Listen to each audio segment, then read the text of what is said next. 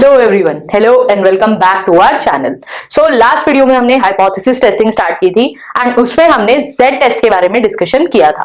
आज के वीडियो में हम मेनली बात करने वाले हैं about T test.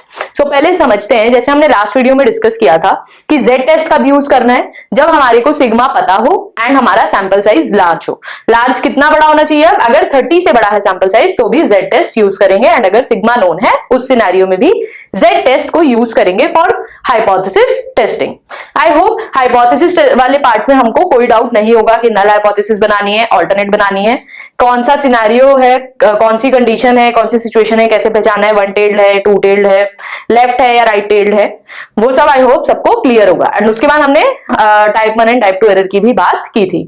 Coming back, T test अब पहले यूज क्यों करते हैं? तो टी टेस्ट मेनली दो ग्रुप्स को कंपेयर करने के लिए यूज होता है। दो सिनेरियो हो सकते हैं। देखो, पहला आपके पास एक ग्रुप है, एक पॉपुलेशन है जिसका मीन आपको कंपेयर करना है to a set standard value. For example, आपके पास बहुत सारे केमिकल थे, आपको कंपेयर करना है कि उनकी पीएच वैल्यू मतलब न्यूट्रल है वो केमिकल्स या फिर एसिडिक है। तो आपको क्या करना है, आपको उस पर्टिकुलर ग्रुप के मीन को, एवरेज को या किसी भी और पैरामीटर को कंपेयर करना है एक फिक्स्ड वैल्यू के साथ। जैसे न्यूट्रल पीएच कितना होता है? 7।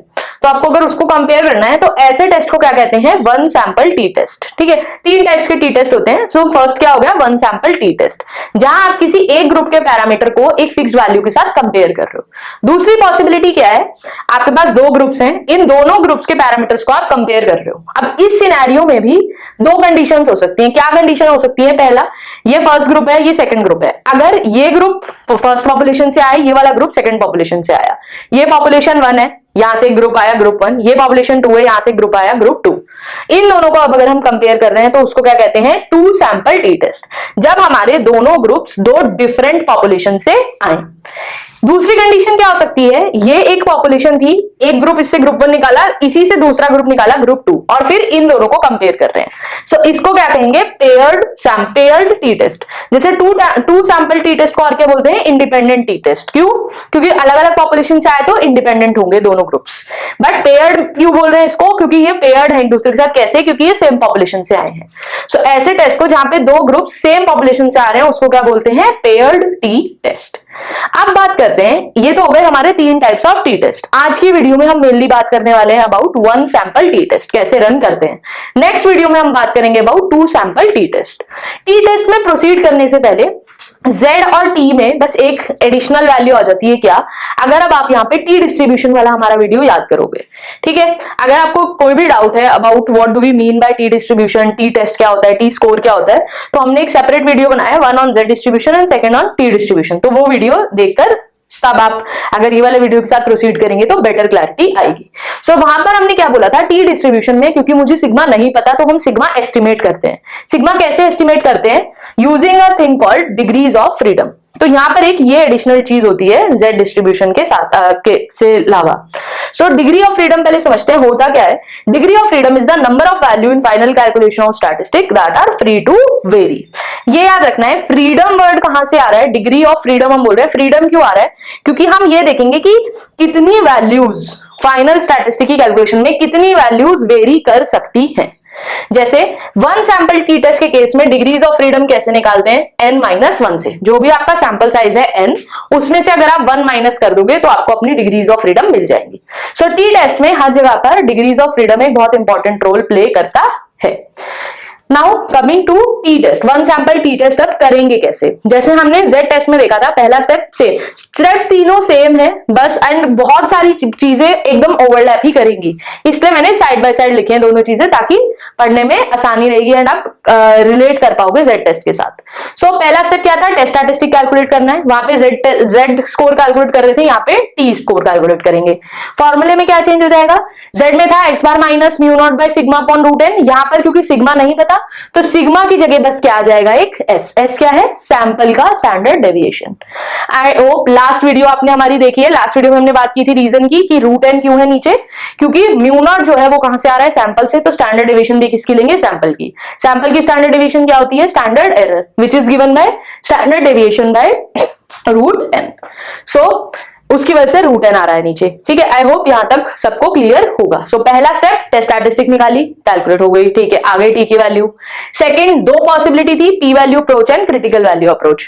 कोई भी अप्रोच यूज कर सकते हो। क्वेश्चन में यूजुअली बोर्ड के एग्जाम में बता देंगे कि कौन सी वैल्यू से, कौन से अप्रोच से आपको शो करके दिखाना, मतलब हाइपोथेसिस टेस्ट करके दिखानी है। कुछ नहीं गिवन तो कोई भी यूज कर लो, कोई प्रॉब्लम नहीं है। पी वैल्यू अप्रोच में क्या बोल रहे थे, एक पी वैल्यू कैलकुलेट करनी है। पी वैल्यू क्या होती है, जो भी एरिया अंडर द कर्व होता है। पी किसके लिए स्टैंड कर रहा था, प्रोबेबिलिटी के लिए। सो प्रोबेबिलिटी वैल्यू कैसे मिलती है, corresponding to certain value of Z हमें एक एरिया अंडर द कर्व मिल रहा था फ्रॉम जेड टेबल। सिमिलरली यहां पर भी टी वाले में क्या हो जाएगा, टी टेबल में बस एक एडिशनल चीज आ जाएगी, क्या, degrees of freedom. So T value के corresponding degrees of freedom use करते हुए और अल्फा यूज करते हुए, लेवल ऑफ सिग्निफिकेंस यूज करते हुए क्या निकालना है हमें, अल्फा यूज करते हुए क्या निकालना है, एक पी वैल्यू निकालनी है, मतलब area under the curve. Same कहानी है, देखो z में क्या बोला था, अगर z पॉजिटिव है तो p वैल्यू क्या होगी, area under the curve to the right of z। Same यहाँ पे अगर t की वैल्यू पॉजिटिव होगी तो p वैल्यू कौन देगा, कैसे निकलेगी, area under the curve to the right of t। दो पॉसिबिलिटी थी ना, अगर t की वैल्यू, जैसे मान लो अगर ये आपका डिस्ट्रीब्यूशन है, ग्राफ है, t की वैल्यू यहां आई। अब दो एरिया पॉसिबल है, एक इस लाइन के लेफ्ट राइट पे और दूसरा इसके लेफ्ट पे, तो कौन सा एरिया लेना है वो क्लियर होना चाहिए। अगर t पॉजिटिव है तो टुवर्ड्स द राइट वाला, मतलब राइट ऑफ t का एरिया लोगे, t के राइट तरफ। अगर t की वैल्यू नेगेटिव है तो t के लेफ्ट तरफ का एरिया लोगे। टू टेल टेस्ट है तो सेम कहानी, डबल कर देना है एरिया को। किसी जो पॉजिटिव टी वाले केस में जो एरिया आया उसको डबल कर दोगे तो टू टेल टेस्ट के लिए p वैल्यू मिल जाएगी। यहां पर अब एक प्रॉब्लम क्या है, अब टी टेस्ट के साथ टी टेबल हमें हमेशा रेंज ऑफ वैल्यूज देगी, क्योंकि जैसे अगर आप देखो हर टी की वैल्यू के कॉरेस्पॉन्डिंग, जैसे आप एरिया देख रहे हो, टी की अब कुछ स्पेसिफिक वैल्यूज है, आपकी वैल्यू ऐसा जरूरी तो नहीं कि 0.849 या 1.22299 ही आएगी। मान लो मेरी वैल्यू आ गई 0.934 या 0.931, कुछ ऐसा आ गया। सो अब यहां पर एक प्रॉब्लम क्या है, जो भी एग्जैक्ट वैल्यू होती है एरिया की या पी वैल्यू की, पी की एग्जैक्ट वैल्यू सॉफ्टवेयर से मिलती है। टेबल मुझे क्या देती है, पी की वैल्यू का रेंज देती है। जैसे अगर मेरी वैल्यू, मान लो टी की वैल्यू इन दोनों के बीच में लाई कर रही है, तो पी की वैल्यू क्या करेगी, इन दोनों के बीच में लाई करेगी। हम उस केस में क्या लिखेंगे, 0.1 less than p less than 0.2। मतलब अगर मेरा t इन दोनों के बीच में लाई कर रहा है तो उस t के कॉरेस्पॉन्डिंग जो p वैल्यू आएगी वो 0.1 से 0.2 के बीच में लाई करेगी। आपको टेंशन लेने की जरूरत नहीं है, बोर्ड के एग्जाम में आपको ऑलरेडी ये वैल्यू एग्जैक्ट लिखकर दे देंगे क्वेश्चन में ऊपर ही, कि इस t की वैल्यू के कॉरेस्पॉन्डिंग एंड इस डिग्री, इतने t की value her degree of freedom पे वेरी कर जाएगी, मतलब एरिया वेरी कर जाएगा। तो t के केस में हमेशा ध्यान रखना है, आपके वाली डिग्रीज ऑफ फ्रीडम के कॉरेस्पॉन्डिंग वाला कॉलम आपको चेक करना होगा। जैसे यहाँ पे क्या है, 50 डिग्रीज ऑफ फ्रीडम के कॉरेस्पॉन्डिंग टी की इस वैल्यू के लिए एरिया इतना है। अगर डिग्री ऑफ फ्रीडम बदले तो टेबल भी चेंज हो जाएगी। ये वैल्यू आपको ऑलरेडी क्वेश्चन में गिवन होगी। सेम कहानी, रिजेक्शन रूल सेम है कि p वैल्यू अगर less than equal to alpha हो तो नल हाइपोथेसिस को रिजेक्ट कर दो। एकदम आइडेंटिकली सेम स्टोरी यहां पर भी है। ये हो गई P value approach. Critical value approach में हमने क्या देखा था, सेम कहानी है। क्रिटिकल वैल्यू क्या थी, value of test statistic that correspond to an area of alpha. उल्टा काम कर रहे थे, पी वैल्यू में हम टेस्ट स्टैटिस्टिक की वैल्यू यूज करके एरिया कैलकुलेट कर रहे हैं। क्रिटिकल में उल्टा कर रहे हैं, एरिया के कॉरेस्पॉन्डिंग एक टेस्ट स्टैटिस्टिक कैलकुलेट कर रहे हैं, उसको कैलकुलेटेड टेस्ट स्टैटिस्टिक से कंपेयर कर रहे हैं। अल्फा एरिया के कॉरेस्पॉन्डिंग जो भी टेस्ट स्टैटिस्टिक की वैल्यू है, जिसे यहाँ पर क्योंकि जेड टेस्ट था तो हमने लिखा दैट इज जेड अल्फा। यहाँ पे टी टेस्ट है तो यहाँ पे क्या लिख देंगे, that is T alpha with degrees of freedom equal to n-1।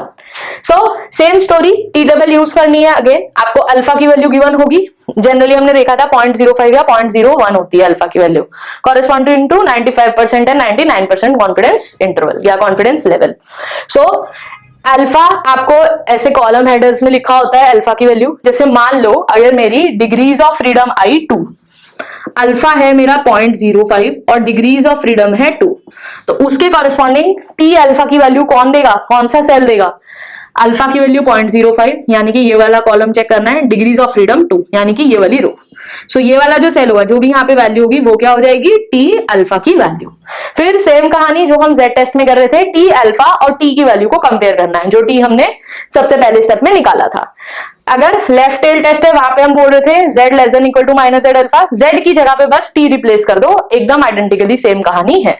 अगर t less than equal to minus T alpha, left tailed के केस में तो रिजेक्ट कर देना, राइट टेल्ड के केस में T greater than equal to T alpha reject कर दो, एंड टू टेल्ड के केस में दोनों में से कोई भी कंडीशन अगर सैटिस्फाई हो रही है तो रिजेक्ट कर देनी है नल हाइपोथेसिस। पूरी की पूरी टेस्टिंग, पूरे का पूरे जो भी कंडीशन है वो किसके लिए है? For rejection of null hypothesis. Again अगर हम रिजेक्ट नहीं कर पा रहे हैं, हमें कोई एविडेंस नहीं मिल पा रहा है रिजेक्ट करने का, तो हम क्या कहेंगे? We fail to reject the null hypothesis, that means it might be true.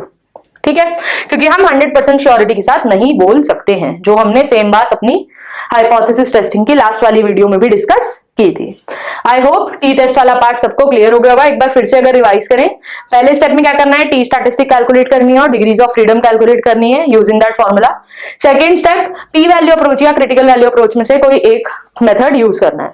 P value approach में क्या है? कॉरेस्पॉन्डिंग टू दैट टी आपको एक एरिया, मतलब एरिया अंडर द कर्व निकालना है। पी वैल्यू, जिसको हम पी वैल्यू कहते हैं, एरिया अंडर द कर्व निकालने के लिए टी की वैल्यू देखनी है पॉजिटिव है या नेगेटिव।